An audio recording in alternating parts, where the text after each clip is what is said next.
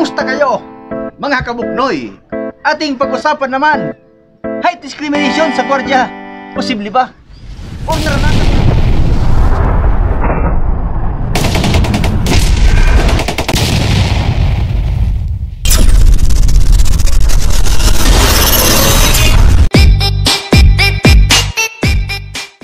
O naranasan mo na ba na maliitin bilang isang gwardiya dahil sa inyong height or tangkad? Na maranasan mo na ba na ikaw ay maliitin dahil ikaw ay gwardiya ka lang? Or naranasan mo na ba na lagi sinasabi ng boss mo na customer is always right? Dahil gwardiya ka lang na parang walang karapatang magreklamo dahil mas madali tayong palitan? Narinig mo na rin ba ang mga salitang kung ayaw mo sa amin ay mag-resign ka sa inyong buraot na operation manager? At alam nyo ba na ang gwardiya ang may pinakahabang pasensya na empleyado sa buong mundo? At alam nyo ba kung bakit? Minura na, sinakta na ang sagot, thank you, ma'am, sir. Alam nyo ba yun? Thank you, ma'am, sir pa rin. Sinapok na, nag-thank you pa rin.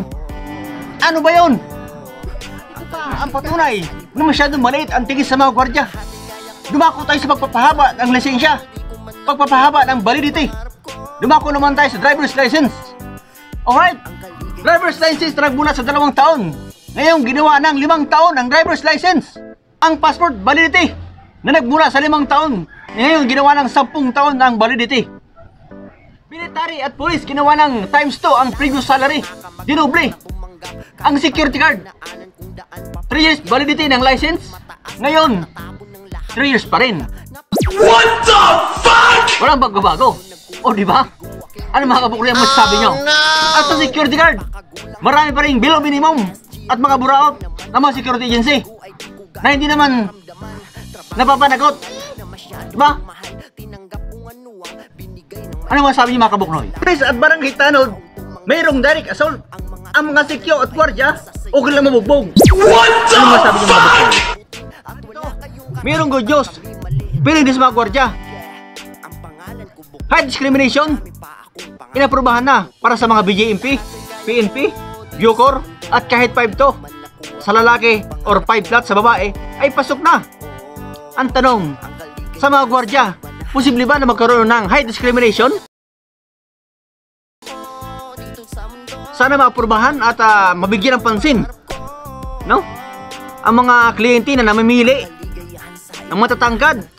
Paano naman yung mga maliit na may kakayahan at matatalino? So sana magawan din ang paraan ito para sa mga gwardiya. Mga kliyenteng hinayupak na ito, gusto lang nila ay matangkad. Kawawa naman yung mga punggok. Kawawa naman yung mga punggok. Kawawa naman yung mga punggok na matatalino at may kakayahan na maging gwardiya. Paano naman yon? Anong mga sabi niyo mga kabuknoy? So you know, yung natunghayang kabuknoy ang ating usapin sa oras na ito, no? Ang height equality sa mga police, BJMP at BEP, Bucor ay inaprubahan na. Sa mga gwardiya kaya mga kabuknoy, may mga pag-asa pa kaya magkaroon ng height equality at nabigyan ng pagkakataon magtrabaho ang mga kinulang sa height or tangkad? Magdasal lang kaya tayo kabuknoy. Dasal lang siguro ang dahilan or paraan para maaprubahan din at mabigyan pansin ang mga gwardiya ng gobyerno. So hanggang sa muli kabuknoy, salamat sa inyong panonood at suporta. Hanggang sa muli at shoutout muna sa ating mga kabuknoy dyan. Umpisa natin, let's go! Ang ating mga shoutout nga, no? Kay Marvin Iglesias, shoutout, sabi niya kay mahal kong si LG Calao at sa aking pamilya Iglesias, shoutout po sa inyo ma'am sir, no? Kay Baby Joan Rasonabe from Pampanga, SG Jeronimo LM, kay Robert G. TV Golbin, shoutout sa iyo buddy at good luck sa iyong vlog, ano?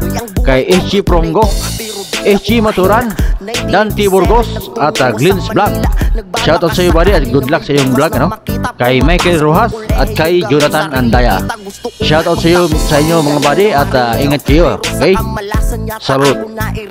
Hindi ko magamit ang aking pinag-aralan dahil sa litsi na sistemang palakasan, kaganapan sa mundo ay halos hindi ko kayanin.